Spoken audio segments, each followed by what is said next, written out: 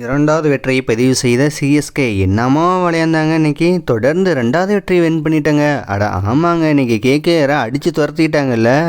32 run வித்தியாசத்தில் ஜெயிச்சிட்டாங்க. சரி, என்ன நடந்துச்சுன்னு பார்க்கலாம் வாங்க. டாஸ் வின் பண்ணிய கேகேஆர் ஃபஸ்ட்டு பவுலிங் போட்டாங்க. சிஎஸ்கே பவர் பிளேயில் இருந்து அதிரடியாக அடித்தாங்க. ஆனால் ருத்ராஜ் கைக்வாட் முண்டனைக்கு சரியாக விளையாடல. அவரும் சீக்கிரமாக அவுட் ஆகிட்டு போயிட்டாரு. அடுத்து வந்து ஆயுஷ் மாத்ரே மற்றும் சஞ்சு சாம்சன் அதிரடியாக அடிச்சுட்டு இருந்தாங்க. சஞ்சு சாம்சன் போட்டு கிளின்னு கிழிச்சிட்டு இருந்தார். அதிரடியாக தான் தொடங்கினாரு. ஒரு கட்டத்தில் ஸ்லோ பண்ணிட்டாரு. லாஸ்ட்டாக 48 ரன்னுக்கு அவுட் ஆகிட்டாரு. கார்த்திகேயனுக்கு ஆயுஷ் மாத்ரா அதிரடியாக விளையாண்டுட்டு இருந்தார். அவருமே சீக்கிரம் அவுட் ஆகிட்டாரு. 17 பாலில் 38 ரன் அடிச்சு அவரும் அவுட் ஆகிட்டாரு. அடுத்து வந்து டெவால் பிராவிஸ் அதிரடியாக விளையாண்டு 29 பால் 41 ரன் அடிச்சாங்க. கேகேஆரை பறக்க விட்டாரு. அடுத்து வந்து சப்ராஸ் கானும் 23 ரன் அடிச்சாரு. ஒரு முடிவில் சிஎஸ்கே 191 ரன் அடிச்சாங்க. அபாரமாக இருந்துச்சு இந்த ஸ்கோரு. கேகேஆர் அதிகபட்சமாக கார்த்திகேயனுக்கு 2 விக்கெட் எடுத்தாங்க.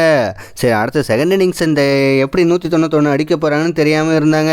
இன்றைக்கி கேகேஆர் வந்து சுனில் நரேனை ஓப்பனிங் இறக்கி விட்டாங்க. அட ஆமாங்க, பிளின் நாலனும் சுனில் நரேனை ஓப்பனிங் இறக்கி விட்டாங்க.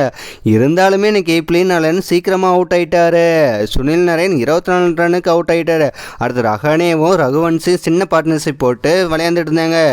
ஆனால் ரஹானே 28 ரன்னுக்கும் ரகுவன்சி 27 ரன்னுக்கும் அவுட் ஆகிட்டாங்க. லாஸ்ட்டாக ரோவன் பால்வெல் 31 ரன் அடித்தாங்க. ரமந்தன் சிங் 35 ரன் அடித்தாங்க. ஆக மொத்தமே கேகேஆர் 160 ரன் தான் அடித்தாங்க.